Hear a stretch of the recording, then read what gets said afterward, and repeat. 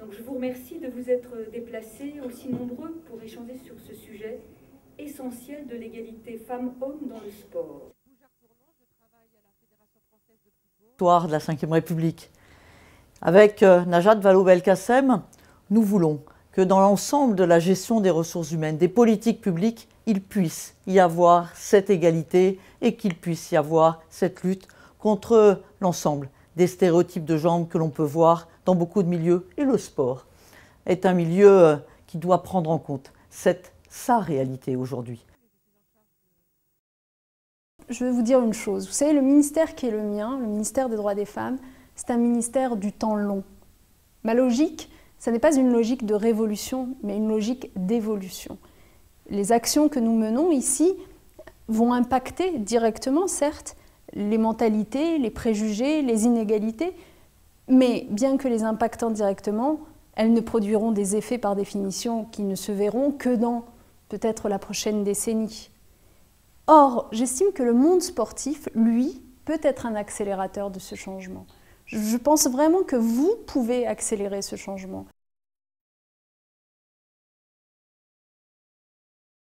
Pour moi, une femme qui se bat au judo, dans une autre discipline, ce n'est pas quelque chose de naturel, de valorisant. Pour l'équilibre des enfants, je pense que la femme est mieux au foyer. Vous avez compris que ce n'est pas une phrase de moi, bien évidemment, mais de David Douillet, extrait de son livre, alors ministre des Sports. Comme vous le savez, le sport est le miroir grossissant de la société. Alors comment l'ensemble de la société, notamment l'éducation nationale, mais aussi les associations sportives, les collectivités locales, dans la gestion du temps périscolaire, dans les centres de loisirs, peuvent agir en complémentarité pour, dès le plus jeune âge, veiller à un égal accès entre les filles et les garçons à la pratique sportive et à la prise de responsabilité. Alors quels seraient aujourd'hui les leviers identifiés? Un certain nombre. Bien sûr, cette liste peut être infinie. Je vais vous en citer quelques-uns des leviers.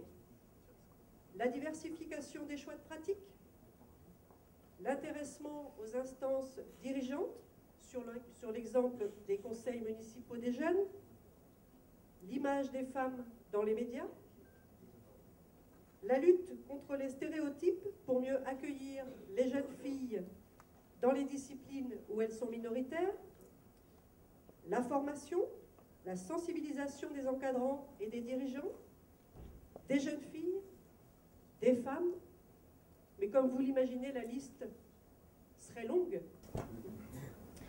Donc c'est vrai que l'aventure a commencé par défiance envers ma mère. Si tu veux pas que si tu veux pas que je ne fasse de la boxe, je ferai quand même de la boxe. Elle a essayé de me convaincre le soir en rentrant à la maison. J'ai tenu bon et puis elle m'a soutenue dans mon projet de sportive. Par contre, je ne m'attendais pas à avoir à affronter justement tout l'entourage qui était le mien au sein de ma cité. Parce qu'effectivement, une femme qui plus est noire n'avait pas à faire de sport, encore moins de la boxe. Et donc, ma mère a dû affronter pas mal de remarques. Oui, enfin, tu ne devrais pas laisser ta fille fréquenter les salles de sport, c'est quelque chose qui ne se fait pas. Elle a tenu bon. Et puis elle m'a laissé au final pratiquer ce sport, dans un premier temps la boxe française et ensuite la boxe anglaise pendant 20 ans. Nous allons passer maintenant aux freins et leviers concernant l'organisation au niveau des horaires, de la garde d'enfants, des effectifs de clubs, des coûts, en ce qui concerne la pratique du sport de haut niveau féminin, mais aussi sur la responsabilité des pratiquants et de l'organisation pour notamment une présidente de club. Et en parallèle, dans une dernière partie, les contraintes d'organisation pour une femme responsable, élue, et pourquoi pas chef d'entreprise. Alors comment faciliter, au-delà de la formation et de la lutte contre les stéréotypes, l'accès des femmes à la pratique sportive et à la prise de responsabilité. Quels sont les freins identifiés? Quels outils concrets peuvent être utilisés? Y a-t-il des considérations spécifiques au sport à prendre en compte, ou retrouve-t-on les mêmes freins et leviers dans les autres pans de la société? Égalité professionnelle, parité en politique, direction d'entreprise.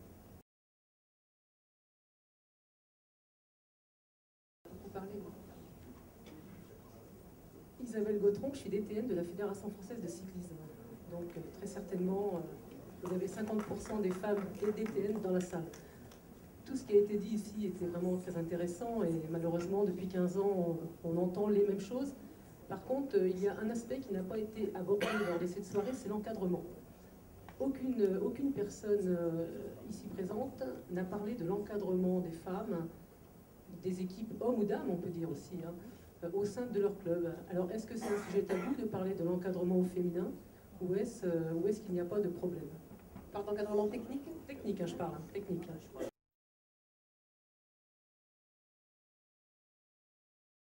Plusieurs étapes jalonnent le programme, une étude sur la pratique sportive féminine et la prise de responsabilité des femmes dans le sport, un état des lieux et une mise en perspective partagée avec le milieu sportif, avec la tenue en octobre de 2 réunions territoriales, lesquelles ont mobilisé chacune une quarantaine de responsables d'associations sportives, la rédaction d'un guide présenté sous forme dématérialisée. La première version vous a été remise ce soir et le guide sera actualisé périodiquement et téléchargeable en ligne. La tenue du colloque de ce soir sur les enjeux et les perspectives de l'égalité femmes-hommes dans le sport pour la Seine-et-Marne. La mise en œuvre, enfin, sur toute la durée de l'Olympiade 2013-2016 d'un plan global de développement de la féminisation du sport, incluant notamment une réflexion approfondie pluridisciplinaire sur certaines thématiques par la tenue de groupes de travail, des sessions de formation, sensibilisation à l'intention des dirigeants, la mise en œuvre d'actions de terrain avec des comités, clubs, associations et collectivités locales volontaires. Comme vous le voyez donc, ce colloque n'est pas un aboutissement, mais un point de départ dans la construction d'une culture et de pratiques communes pour promouvoir l'égalité.